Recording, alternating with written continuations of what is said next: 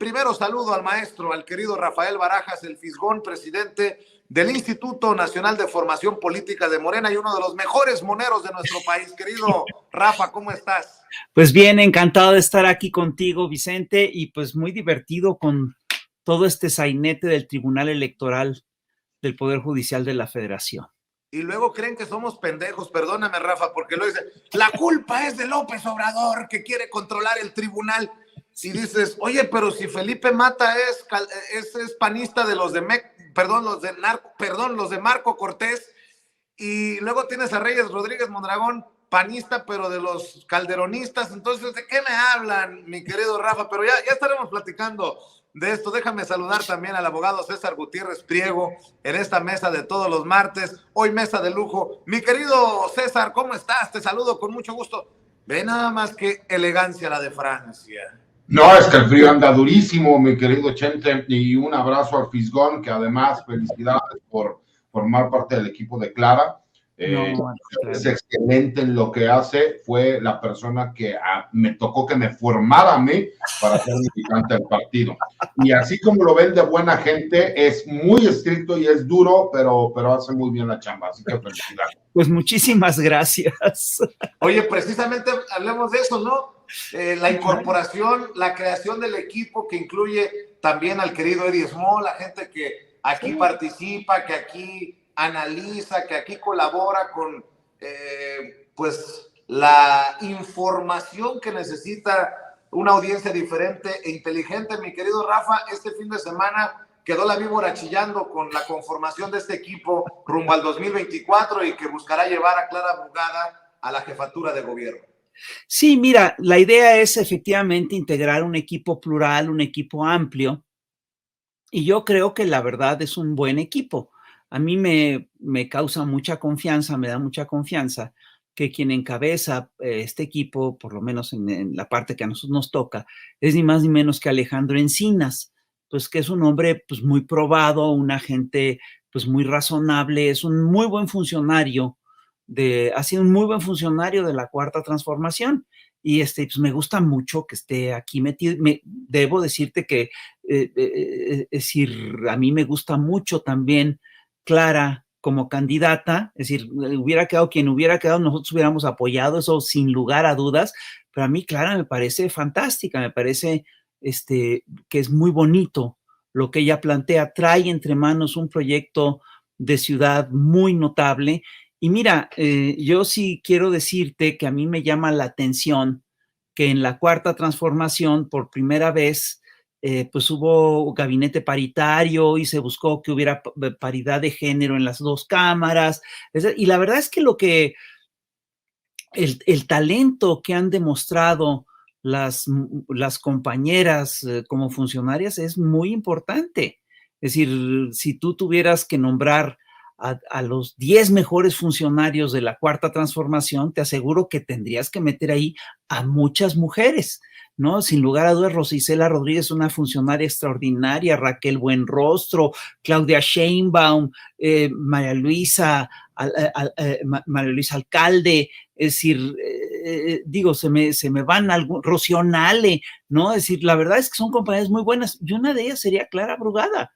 Clara Brugada es realmente una alcalde extraordinaria. Lo que ha hecho en Iztapalapa es muy notable. Hoy nos vienen a decir que Iztapalapa es una zona pobre. Pues sí, siempre lo ha sido. Pues sí, justamente el gran mérito es tomar una zona que está tan lastimada como Iztapalapa y meterle ahí utopías, ¿no? Es decir, el caso de las utopías es muy impresionante. Entonces, mira, me parece interesante el proyecto, me parece interesante el equipo que ha armado Clara Brugada y por supuesto que pues, la vamos a apoyar con todo lo que se pueda. Nosotros nos pidió que la apoyáramos en todo lo que es pues la formación política y una de las cosas que queremos hacer es la siguiente. Tenemos un programa de inducción a buen gobierno que es muy bueno y queremos, por supuesto, que toda la gente que vaya a trabajar con Clara Brugada en la Ciudad de México, porque estoy convencido de que va a ganar, ¿no? Queremos que toda la gente que va a trabajar con ella tome este curso y queremos hacer además áreas de especialización, en fin, para que esto funcione. ¿no? Es decir, la verdad es que sí le seguimos apostando a la idea de que la formación política es fundamental para todos estos procesos. Así es, y bueno, sobre Clara Brugada, su equipo, si gustas opinar, César, pero también quiero poner sobre la mesa, hablando de equipos, que se suma al equipo de colaboradores. Fíjate de lo que voy a hablar. Bueno, ni modo, total, provocadores somos. Al equipo de Ciro Gómez Leiva, del exministro, el ministro renunciante Arturo Saldívar, como colaborador de ese espacio. Hemos criticado, pero después hemos reculado y dicho, pues qué bueno que Pigmenio Ibarra vaya al ring de esos que, pues que no son muy cuatroteros, que digamos, a debatir. Ahora se suma Arturo Saldívar y chillan los de la derecha, ¿no? Por ejemplo, Margarita Zavala dice que va Arturo Saldívar con Ciro Gómez Leiva como colaborador. Me supongo que van a invitar a alguien del equipo de campaña de Xóchitl Gálvez. Le pido a Radio Fórmula que no le dé tanta ventaja mediática a Claudia Sheinbaum y que también llamen a alguien del equipo de Xóchitl. Y hay algunos derechosos que ya dicen Chairo Fórmula, cuando tienen a Chumel, tienen a Pepe Cárdenas, al propio López Dóriga, Ciro Gómez. ¿De qué me hablan? Y tienen a dos cuatroteros, mi querido César, el mundo al revés. Pues no es que sea el mundo al revés, Vicente, hay que entender que también las personas que tenemos simpatía o que somos militantes de la Cuarta Transformación, en este caso de Morena, tenemos que ir también a esos espacios. Creo que en lo personal hemos tenido ese tipo de pláticas porque yo no aceptaba invitaciones que me hacían de Televisa o TV Azteca. Y en alguna ocasión fui a un programa de Televisa porque el tema lo ameritaba. Y entendimos que esa parte era importante, ¿no? Por eso a mí me da mucho gusto ver una persona como Eddie Small que tiene la posibilidad de aglutinar diferentes medios que se consideran de derecha o de apoyo a la oposición, que pueda tener esos espacios. Pero todavía llama más la atención cuando nos dicen que porque existen dos personas afines a la Cuarta Transformación que van con Ciro Gómez Leiva, cuando el 90% de todas las personas que emiten una opinión en ese programa, pues son de la oposición. Entonces, bueno, creo que nosotros mismos como adeptos a la Cuarta Transformación tenemos que aprovechar los espacios porque es importante por lo menos que conozcan cuál es la realidad de lo que sucede y no se queden con los chismes de las tías. Sé que hay muchas cuestiones de Ciro Gómez Leiva que a lo mejor no me gustan, pero es de los pocos que sí ha también reconocido cuando las cosas son como deben de ser. Es tendencioso, sí lo es, pero también ahora que pasó esta situación de Jalife con Tatiana, él fue muy claro en decir, es que no metas a Claudia Sheinbaum cuando Germán Martínez lo quería hacer, porque ella no tiene nada que ver y no ha tenido nada que ver en este suceso que todos pudimos platicar y mencionar. Entonces creo que vale la pena que más gente de la Cuarta Transformación se pueda sumar a esos espacios, porque si no, entonces vas a monólogos, ¿no? Lo que ves en Atypical TV o en algunos otros programas que pues la verdad es que ya da flojera, porque todo es hablar, criticar, tergiversar, mentir, y es cuando dices, yo no puedo creer que la gente que se cree de derecha, porque muchos no lo son, económicamente ellos piensan que porque ganan cierta cantidad de dinero ya son fifís y por eso hablan de Mexico fifí again. Digo, por el amor de Dios, esta es la primera vez en que esa brecha que existía entre los que menos tienen y los que más tienen es cuando más se ha cortado en la historia de este país, y eso es lo importante y eso es lo que busca la Cuarta Transformación. Entonces creo que es importante, digo, es un pequeño paso, mi querido Vicente, siempre van a criticar y siempre van a hablar. Me encantó por ahí un tuit de alguien, no recuerdo exactamente quién, que Margarita Zavala se pone a criticar que cómo es posible que a Arturo Saldívar le den esos espacios y que tendrían que llevar a alguien afín a Xóchitl, y le dijeron, pues vaya usted, ¿no? Me parece que fuiste tú, pero por ahí, bueno. Es que el debate es lo de Margarinflas es el debate, mi querido César.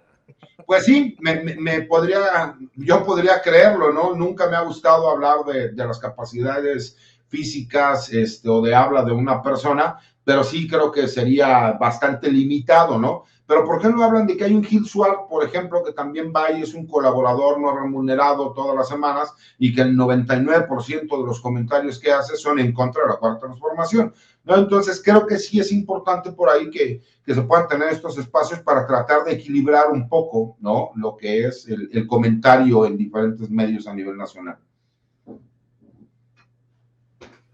Además, hay que decir que en este momento, y por cierto, le doy la bienvenida al querido Sensei, al pequeño Chairo Ilustrado, el querido Ramiro Padilla Atondo, que se suma a esta mesa de diálogo. Querido Ramiro, con el Fisgón y con César. Perdón, ya me cayó cagado al pastel, pero ni modo. Cálmate, cabrón, deja acomodarme. ¿Qué rollo?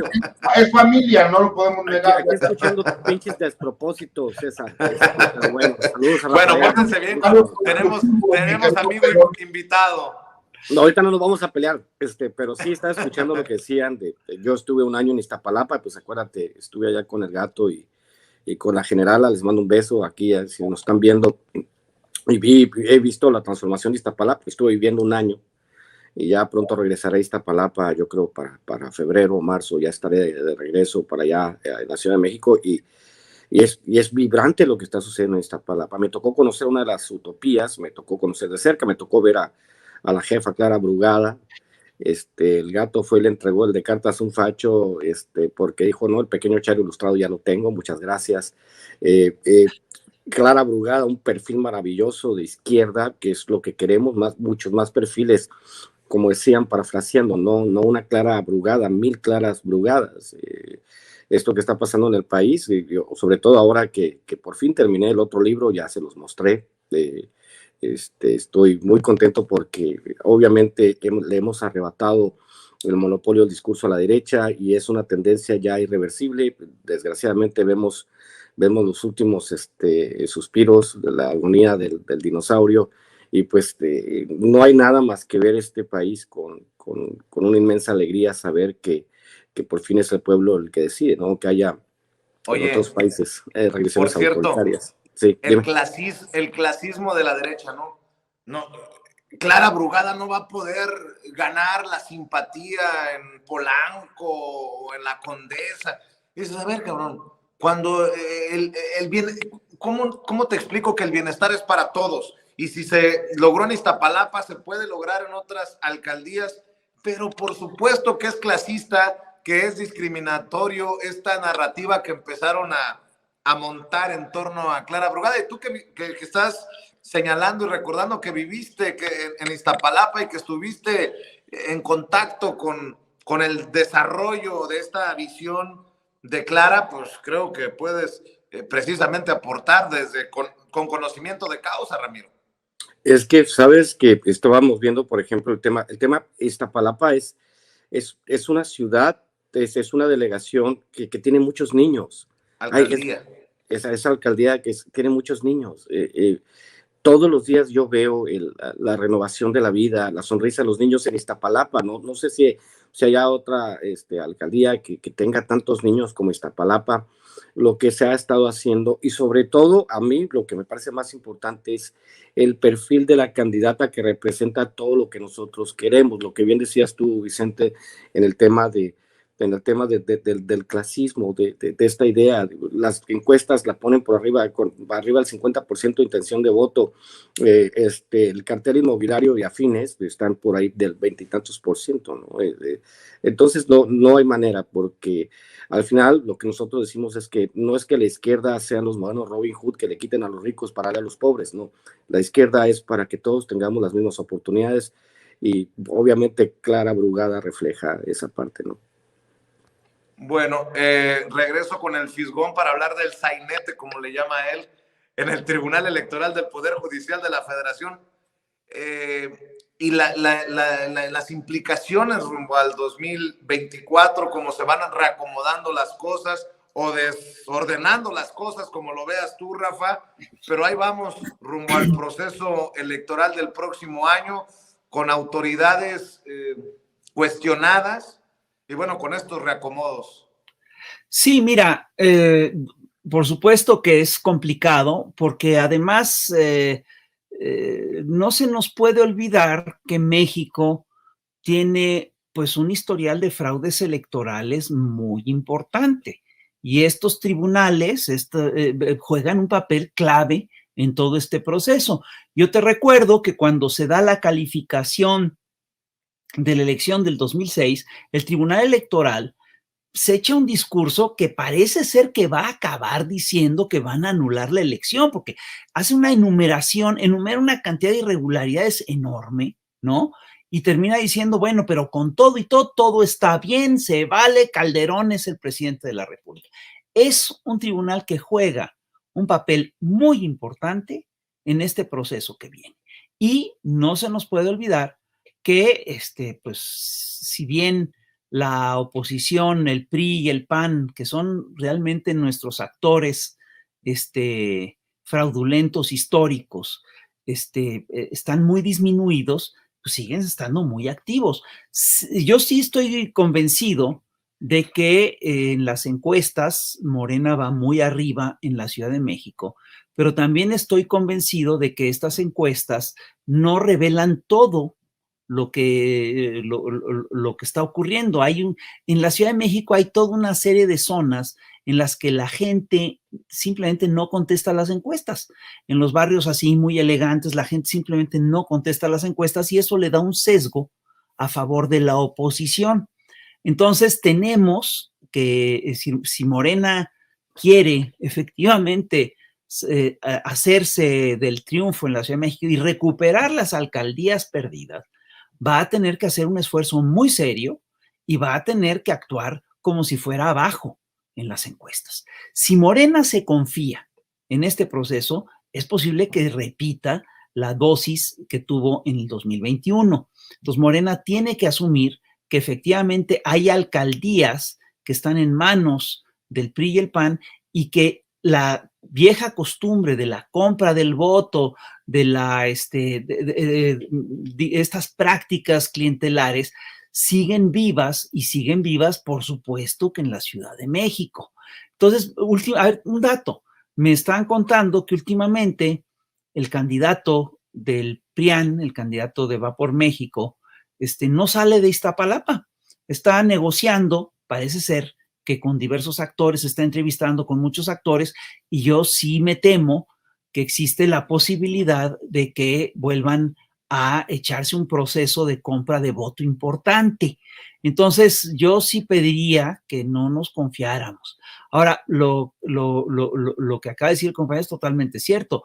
Es decir, Aristóteles decía que la política es el arte de hacer a los pueblos virtuosos y felices. Y si tú revisas todo lo que ha ocurrido en Iztapalapa en estos últimos años, es que sí, ha habido un intento por hacer a la gente de Iztapalapa más virtuosa y más feliz. De hecho, la criminalidad se ha batido en más de 60% en la delegación, y la verdad es que todos estos proyectos tipo de las utopías y todo eso sí le dan más felicidad a la gente. Es decir, a mí me ha tocado y viajar y visitar una de estas utopías en un momento en el que era Semana Santa y los niños estaban en la alberca, estaban en una euforia, en una felicidad absolutas. Y bueno, eso es lo que es la razón de ser de la política. Entonces, ¿qué te puedo decir? Yo sí creo que pues Clara Brugada es una buena candidata y creo que es importante que gane la Ciudad de México, que recupere las demás alcaldías, pero creo también que el riesgo de que la oposición avance también es real. No se puede confiar Morena de los datos de las encuestas, y creo además que Morena, sobre todo, no puede repetir lo que hizo en la elección intermedia. Y cuando digo que no puede repetir lo que hizo en la elección intermedia, es que no puede repetir que no hizo nada. El hecho de que no hizo nada descuidó la elección intermedia, se confió, pensó que vio las encuestas, pensó que lo tenía ya todo ganado y se echó a dormir en sus laureles. Morena no puede hacer eso, tiene que trabajar como si fuera varios puntos abajo, porque así es como se le puede ganar a la cultura del fraude, y solo así. Y aquí lo dejaría. Así es. César, veo tu columna en La Silla Rota. Qué fuerte el tema, ¿no? surge otra vez información sobre el posible fallecimiento del Mencho, el líder del cártel Jalisco Nueva Generación, que dice se ha puesto en alerta a diferentes autoridades federales de Estados Unidos y de México. Sabemos que el cártel es considerado una de las 5 estructuras criminales más poderosas a nivel mundial. ¿Qué tema te avientas en tu columna, César Gutiérrez Priego? Sí, Vicente, lo que pasa es que el tema merece comentario, porque por ahí un conocido cantante de música regional mexicana, conocidos como corridos o narcocorridos, dedica una canción a el supuesto fallecimiento de Nemesio Ceguera Cervantes, conocido como el Señor de los Gallos o el Mencho. No es la primera vez que se hace algún comentario o se hace la suposición de que haya fallecido este personaje desde el 2020, 2021, 2022. Se ha hecho ese tipo de comentarios. Lo que sí se tiene conocimiento, y eso sí tiene que ver con investigaciones, tanto de la Marina como del Ejército, es que se sabe que tiene un estado de salud grave. Se sabe que incluso construyó una clínica para ser atendido de problemas renales y de páncreas, porque tiene que tener ciertos tratamientos de diálisis.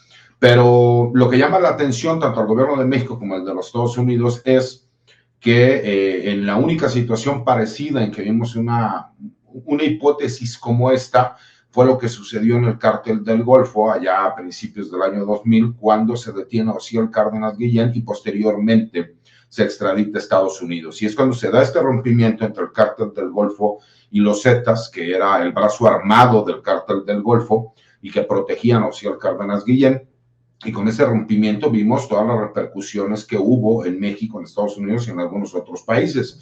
Ahora imagínate con la capacidad económica y estructura que tiene el cártel Jalisco Nueva Generación, que tiene presencia en 102 países a nivel mundial, que tiene un valor estimado como estructura criminal de poco más de 22 mil millones de dólares, pues por supuesto que llama poderosamente la atención y hace que las agencias de inteligencia se pongan a trabajar para saber si es real la información y cuáles podrían ser los posibles sucesores. Y dentro de los posibles sucesores hablamos de 4 personas, que son los perfiles que por ahí se mencionan, algunos medios o especialistas en el tema mencionan a 3, yo menciono a un cuarto, y menciono el por qué y qué es lo que sucede, y terminamos la columna platicando un poco de lo que sucede en el Estado de México, cómo el arraigo de la gente se da respecto a estos grupos criminales que ya tienen el cinismo de incluso llegar y decir que tienes que pagarles, ¿no? Por cada metro de siembra que vayas a realizar, y que era obvio que en el cambio de gobierno que hubo en el Estado de México,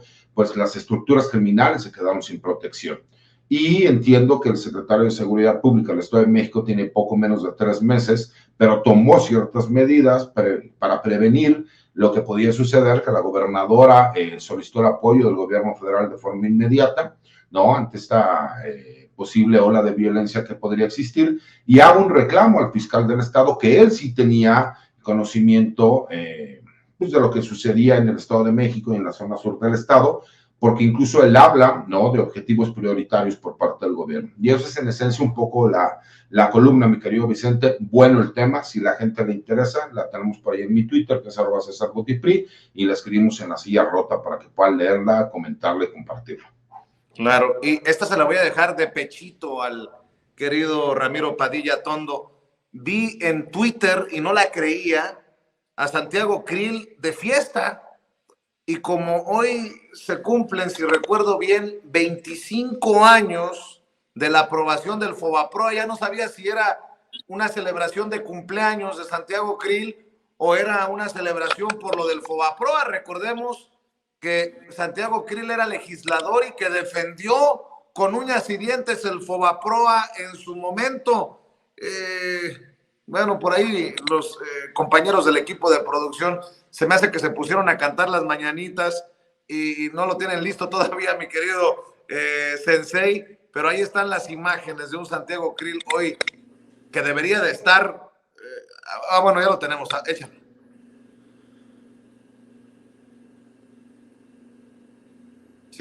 Sin audio, compañeros. Yo las canto si quieres. No, ¿qué pasó? Anitas que cantaba el No, mejor las canto yo, César. Bueno, ¿cómo ves el cinismo de estos personajes? Debería tener como las avestruces la cabeza en la arena en un día como hoy, que se recuerda otro aniversario más del infame Fobaproa, querido Sensei. No, pues déjame joder un poco a César. El Santiago Krill es el eterno cruzazoleador, ¿no? O sea, siempre queda en segundo lugar. En los 2030 va a correr para presidente y va a quedar en segundo lugar de nuevo, como lo ha hecho toda la vida. Pero lo que asistimos es el infinito espectáculo de la banalidad de la oposición, que no ofrece nada de contenido. Todavía estamos esperando los planes de gobierno de su candidata para el 2024, y yo hablaba, ¿no?, de la profundidad de las propuestas que se tienen que hacer. López Obrador lo hizo durante décadas, dijo exactamente el plan de acción, lo que iba a hacer, y la derecha pues no tiene más que un método reactivo, ¿no? Reactivo de dos maneras. Nosotros tenemos el método reactivo de que como la metáfora de la basura, tenemos que estar limpiando la basura que nos avienta a la derecha todos los días, y tenemos que pasar parte del día limpiando. Y la otra parte es el método reactivo de la derecha para entender de qué va el país. Hablamos, lo dijo Alejandro Rosado, en las coordenadas históricas de la 4T, ¿no? Cuando un pueblo da un salto hacia adelante, ya no regresa, ¿no? Las viejas formas de hacer política se abandonan en este país. Y pues esto que vemos de Santiago Krill, lo que hemos visto de todos, no solamente lo de Santiago Krill es sintomático. Creo que también a la alcaldesa de mala memoria por acá, parece que andaba en Las Vegas, por ahí andaba el tweet, ¿no? Que andaba de compras en Las Vegas la señora. Entonces, el espectáculo infinito, la banalidad de la ridiculez, es patrimonio exclusivo de la oposición en este país, de la derecha, que piensa que estas formas de ser políticas son las que atraen, ¿no? La política, digamos, al estilo americano, el espectáculo de la política, no la construcción de resultados, no la construcción de un pueblo que tenga las posibilidades de trascender su circunstancia económica y social, no la construcción de una nueva escalera social, sino esta idea de que todo bajo todas las circunstancias tiene que ser un espectáculo, como si se hubieran quedado atrapados en la cultura de Televisa, ¿no? Donde todo tiene que ser el aplauso fácil, la banalidad, el matrimonio con las figuras del espectáculo. Y pues Santiago Krill es uno de los más grandes embajadores de esta ridiculez, pero me parece que, pues pobrecitos, ¿no? Al final de cuentas, cuando las encuestas señalan, o sea, como bien decía Rafael hace un momento, hay un sesgo en las encuestas. Obviamente las encuestadoras necesitan trabajo, y si anuncian que la elección ya está totalmente ganada y decidida, pues no tiene sentido. Pero yo apuesto a que la victoria, por ejemplo, de Claudia Sheinbaum en la próxima elección del 2024 va a ser superior a los 30 puntos que tuvo López Obrador, porque también hay que decir que estos últimos 6 meses de nuestro presidente López Obrador van a ser muy intensos y va a cerrar a tambor batiente. Y estas muestras de estas personas como Santiago Krill, como toda la clase política, como bien decían, de Margarita Zavala, Adopta un Pobre de Enrique de la Madrid, digamos, no sé si el padre de la desigualdad moderna fue Salinas, pero el padrino de la desigualdad moderna fue Gurría, con el asunto del Fobaproa y la deuda pública, que mi nieto va a tener 50 años cuando se termine de pagar, por ejemplo, ¿no? Es la parte que a nosotros nos tiene contentos, porque nosotros podemos construir una narrativa alrededor de esto que tiene que ver con resultados, sobre todo, y se está reflejando en todas las mediciones económicas. Por eso estamos muy contentos. Yo me siento muy, muy contento por ello. La última vuelta en esta mesa de diálogo. En tiempos de Vox, Milei, Meloni, Orbán, Netanyahu, el batallón Azov, pues para la revista Siempre, que dirige Beatriz Pajés, está bien poner en portada a Claudia Sheinbaum y atribuirle un vínculo nazi, por lo menos una bandana con suásticas. Mi querido Fisgón, veía tus opiniones en redes sociales. Ya esto raya en lo absurdo. Ahora resulta que el nazismo es producto de la izquierda, de acuerdo a estos personajes, pero bueno, así de loquitos y enfermitos están, mi querido Fisgón. Así es, mira, el debate no es un debate menor.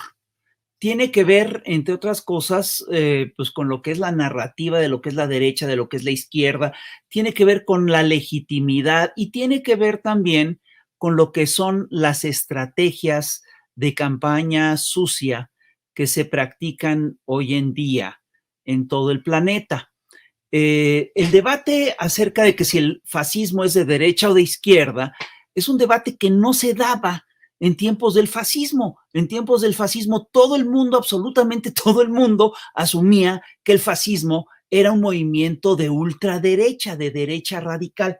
Y sí, efectivamente, Hitler, Mussolini y Franco, es decir, todos estos actores, de repente asumían discursos que eran confusos. Es decir, hay que tener muy claro, entre otras cosas, que Hitler era un demagogo y tomaba su bien donde lo encontraba.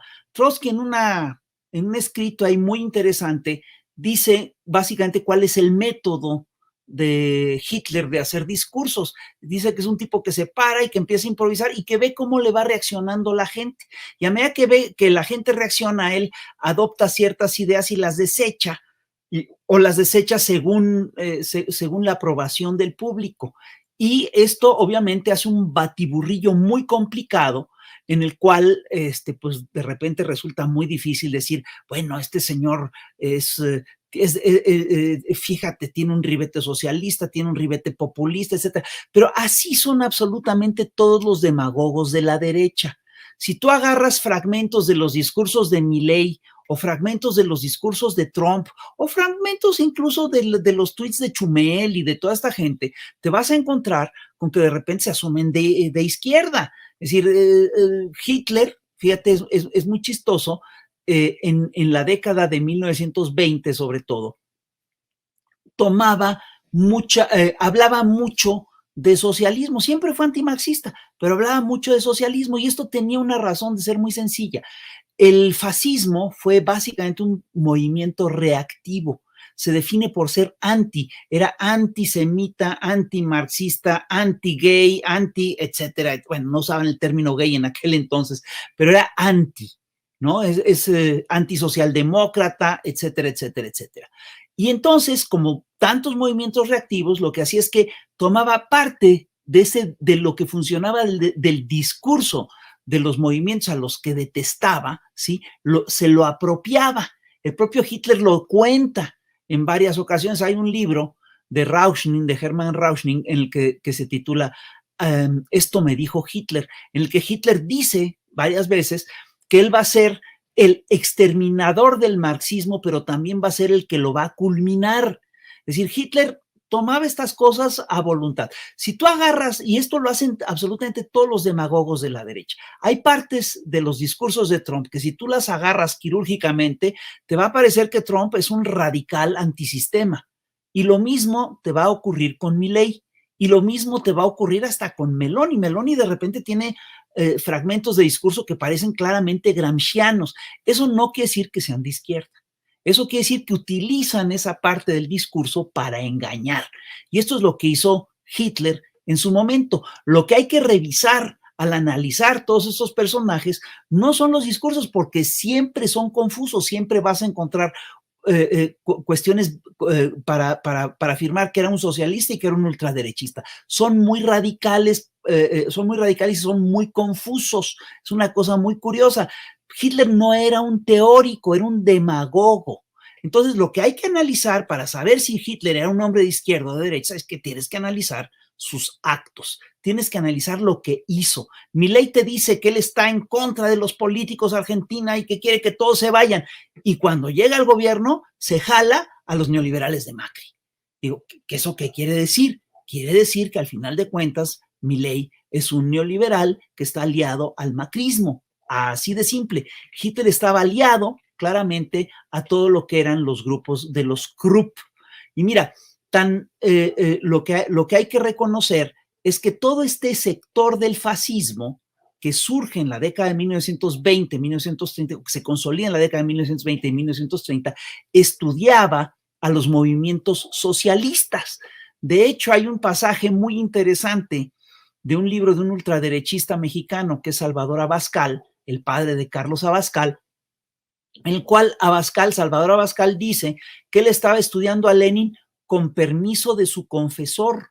Es decir, fíjate qué interesante, estudiaban todas estas cosas para aplicar lo que le estaba funcionando a los leninistas, ¿sí? Pero lo estudiaban con permiso del confesor y lo trabajaban, veían qué rescataban de todos esos procesos para sí. En la década de 1920, lo que sí es un hecho es que todo el proyecto socialdemócrata que habían impulsado los socialdemócratas en Alemania a finales del siglo XIX, principios del siglo XX, tenían mucho prestigio. Y entonces Hitler, en varios momentos, se dice que él va a aplicar políticas socialdemócratas. De hecho, Mussolini y Hitler, los dos aplican políticas de estado de bienestar. Eso no quiere decir que fueran socialistas. Eso quiere decir que las aplican en coyunturas específicas porque le convenía así a su proyecto, que era, al final de cuentas, un proyecto ultraderechista. Tan ultraderechista que era básicamente un proyecto de restauración monárquica. En Francia eran claramente los grupos, el fascismo estaba encabezado por Charles Maurras, que lo que buscaba era la restauración de la monarquía. En Japón era muy claro, era Hirohito, era la gente que se aglutinaba alrededor de Hirohito para que no se tocara al emperador, para que el emperador no perdiera credibilidad, no perdiera prestigio, no fuera mermado en su poder. En España fue muy claro. Franco lo que buscaba era la restauración monárquica. De hecho, cuando Franco muere, una de las cosas que ocurren es que regresa el rey, el Borbón, a gobernar. Y en Italia y en Alemania el proceso fue muy distinto. Como Italia y Alemania eran países que no habían logrado su unificación más que muy tarde, Alemania lo logra a finales del 19, Italia lo logra hasta la década de 1920, ¿sí? Entonces lo que hacen es que apelan a las viejas glorias imperiales antiguas. El primero que lo hace es Mussolini, que apela al regreso del Imperio Romano, imagínate. Y luego Hitler, y además se hace llamar Duce. Y además Mussolini, una de las cosas que hace es que inmediatamente reinstaura a Vittorio Emanuele. Hitler hace otra cosa, se declara también Führer, se declara también una suerte de Duce. Hitler básicamente lo que hace es que busca el restablecimiento del Reich, del antiguo Reich. Por eso se habla del Cuarto Reich. Entonces, no se engañen. El fascismo fue, sin lugar a dudas, un proyecto ultraconservador, un proyecto ultra reaccionario que buscaba, entre otras cosas, eliminar los avances que había tenido la población, tanto en la revolución de 1780, en el ciclo de las revoluciones atlánticas, como en el ciclo de las revoluciones liberales, y por supuesto lo que buscaba era enterrar el ciclo de las revoluciones sociales. Quien te diga otra cosa no está entendiendo de historia, no ha estudiado el periodo, te está engañando. El fascismo, el nazismo era claramente ultraconservador, y lo que está haciendo Beatriz Pajés es una cosa muy vil, porque ahora con estas campañas que tienen, con estos manejos que tienen de guerra sucia, pues ya es parte de la guerra sucia decir que eres fascista. Entonces le está aprendiendo bien a la Raki. Pues sí, es decir, cuando dicen que Claudia es fascista, no es porque Claudia tenga un solo elemento de fascismo, es porque la quieren desacreditar, es porque es guerra sucia, es todo.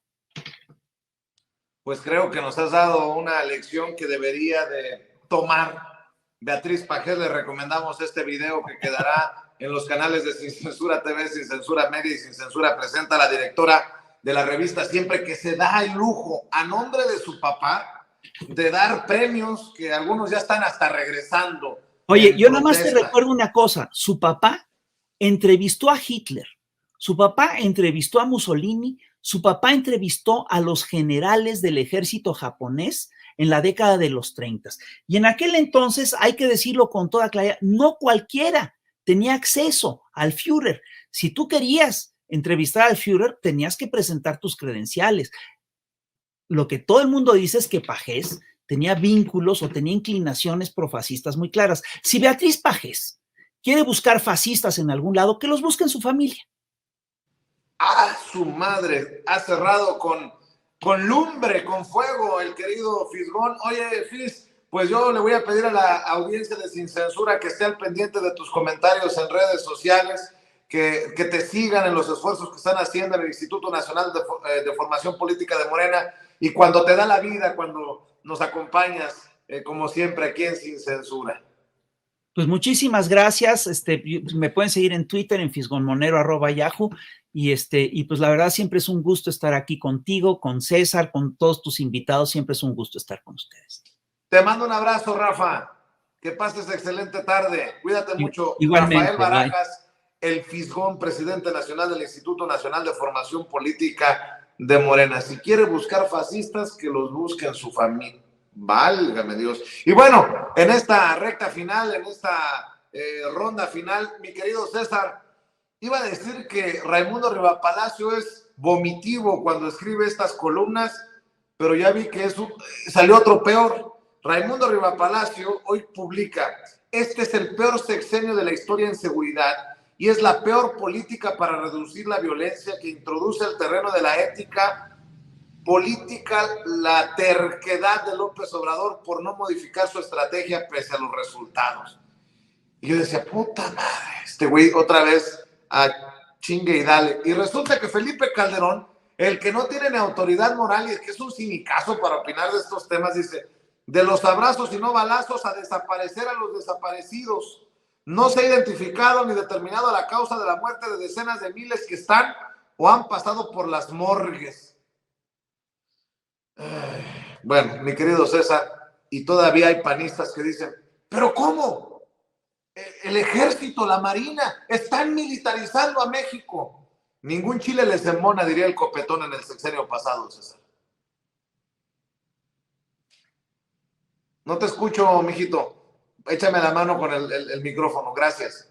Ya, perdón. Es tan amplio el tema, Vicente, que tenemos que analizarlo desde un punto de vista muy objetivo con B de buenas ideas, ¿no? Para no ser objetivos, para que quede claro. Estamos viendo que muchos de los jóvenes que se están sumando al crimen organizado porque no tenían oportunidades, saquen cuenta, son exactamente los jóvenes que nacieron en el sexenio de Felipe Calderón o que eran niños en el sexenio de Felipe Calderón. Por supuesto que las consecuencias de haber declarado una guerra sin un marco jurídico, sin estar preparados para tratar de legitimizarse, terminó llevando a la crisis de seguridad que nosotros estamos viviendo al día de hoy y que se continuó con la misma línea en el sexenio, todo el sexenio de Enrique Peña Nieto. Por primera vez en la historia se está haciendo frente de forma directa a la problemática que se estaba llevando. ¿Y qué es lo que ha pasado? Y no vayamos tan lejos, Vicente. A ver, lo explico un poco en la columna. ¿Qué pasó en el Estado de México? El hartazgo de la gente al decir, estoy hasta la madre de que me quieran venir a cobrar hasta por la cosecha que voy a llevar a cabo. Como se acabó ese pacto criminal que existía entre las anteriores autoridades del Estado con estos grupos criminales, porque hay que recordar que el presidente municipal de ese municipio del Estado de México es del PRD. Cuando tiene conocimiento el gobierno del Estado y se da cuenta de la importancia de la problemática que existe y de las posibles repercusiones que se van a llevar a cabo, y sabiendo que la capacidad que tienen los grupos criminales para hacerle frente a las fuerzas de seguridad pública, solicitaron el apoyo de la Guardia Nacional. ¿Para qué? Junto con el ejército mexicano, para hacerle frente a esta problemática. Lo mismo nos ha sucedido para todos aquellos que dicen, sí, pero es que ¿por qué siempre echarle la culpa al pasado? Señores, porque tenemos que entender que si la espiral de violencia va hacia arriba, lo primero que tienes que hacer no la puedes detener de forma inmediata, a menos que termináramos nosotros restringiendo derechos humanos y utilizando el artículo 89 constitucional y el 29 constitucional, manejando el estado de excepción, como lo que están haciendo a la mejor en El Salvador, situación que en México no podría llegarse a dar, porque aparte El Salvador es un país que no es ni siquiera el 10% del tamaño ni de población que tenemos en nuestro país. Pero es muy fácil utilizar, por supuesto, siempre el mismo argumento para tratar de demeritar y de atacar el trabajo que se está haciendo, tratando de ir al problema de raíz. El problema de raíz es darle oportunidad a toda la población de este país civil de tener oportunidades para tener una vida digna y no aspirar a irse a trabajar para un grupo criminal. Y segundo, darle oportunidades a los jóvenes, que es los que es más fácil pudieses cooptar. Por supuesto que no es inmediato, por supuesto que sí tenemos una deuda todavía en seguridad pública, pero por lo menos el trabajo se ha realizado. Cuando hablan tanto de la militarización de la seguridad pública, quedó claro que la Guardia Nacional, cuando termine este año, ya dejará de formar parte de la estructura de la Secretaría de la Defensa Nacional para formar parte de la estructura de la Secretaría de Seguridad y Protección Ciudadana Federal. Eso no quita que el presidente de la República trata, por medio de una nueva iniciativa, la cual dicen, es que la Corte ya resolvió. No, lo que pasa es que la Corte resolvió respecto a la modificación de ciertas leyes reglamentarias. Lo que ahora busca el presidente de la República es que realmente existe una reforma constitucional. Y a lo mejor aprendiendo de los errores que existieron respecto al anterior decreto que se llevó a cabo, se podría hablar de que la Guardia Nacional pertenezca a la estructura de la Secretaría de la Defensa Nacional por un periodo determinado de tiempo, así como la Fuerza Armada Permanente del Ejército y de la Armada de México están haciendo funciones de coadyuvantes en la seguridad pública. Sé que para la gente a lo mejor no es muy interesante escuchar estos temas, pero que es muy importante que sepan el por qué viene a propósito de el manejar este tipo de situaciones, porque aparte no es algo nuevo. La Corte incluso lo que explicó fue, de acuerdo al artículo 21 constitucional, la obligación de la seguridad pública es que tiene que estar en manos de civiles. Perfecto. Pero con el mismo argumento que se autorizó conforme a la ley de la Guardia Nacional, que la Fuerza Armada Permanente, que es el Ejército y la Marina, hicieran trabajo de coadyuvancia en la seguridad pública, es el mismo argumento que se puede utilizar y la Corte no puede ir en contra de lo que ellos ya mismos resolvieron, ¿no? Entonces, creo que ese sería uno de los puntos importantes que nosotros podríamos utilizar y ver. ¿Por qué? Porque, Vicente, es desafortunado que muchísimas gentes, y les pido de favor, el día 24 y el día 1 de enero, el 31, van a ver a muchos elementos del Ejército Mexicano, de la Guardia Nacional, de la Marina Armada de México, trabajando. No van a estar con sus familias para protegernos a nosotros, no van a estar con sus hijos para proteger a nuestros hijos. Si tienen oportunidad de saludarlos, de desearles feliz Navidad, feliz año, háganlo, porque créanme que están haciendo un trabajo que va más allá de sus funciones, que en este momento por ley sí pueden estarlo realizando, pero que durante muchísimos sexenios y una persona que está siendo acusado incluso de forma internacional por genocidio, como Felipe Calderón, que ni siquiera contabilizaban de forma correcta ni las muertas ni los desaparecidos, y que a los muertos les llamaba daños colaterales, no tiene madre al hacer un comentario de este estilo, Vicente. Estoy de acuerdo contigo, mi querido César. Y para cerrar, Ramiro, ya ves que el presidente Andrés Manuel López Obrador defendió a su hijo Andy, dice, no, Andy no es como Loret de Mola. Me da risa Loret de Mola, dice, sí, su hijo no es como yo, él es traficante de influencias, yo llevo más de 20 años trabajando. Loret de Mola sigue con sus montajes, mi querido Ramiro, y el único que no se da cuenta o no se quiere dar cuenta es él.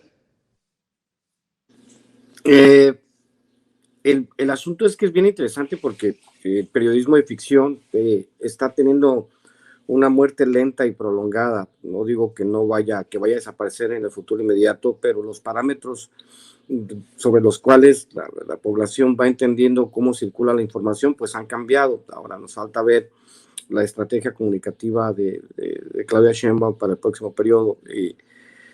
Yo les dije, porque una vez salieron con uno de los rumores que decía que todo era una trampa de López Obrador. Ya sabes que fabrican mentiras de manera industrial en todos los medios, y decían que el verdadero tapado era Andy, el hijo de López Obrador. Y yo les dije en Twitter, pues que se esperan 2 sexenios y con todo gusto les aseguro que todo el mundo votaría por Andrés Manuel López Beltrán, ya con la experiencia política, no tendríamos ningún problema, ¿no?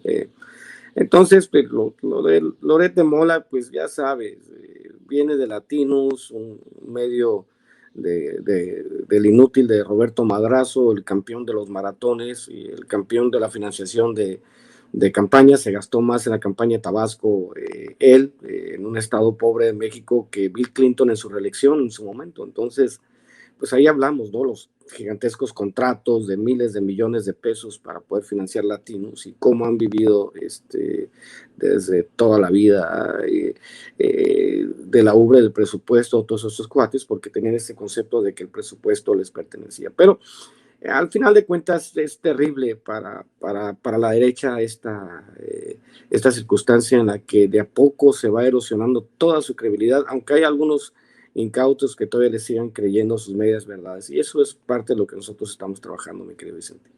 Mi querido Ramiro, cerremos invitando a la audiencia para que respalde tus esfuerzos. Tus libros, por favor, hermano, no te voy a olvidar, tus libros.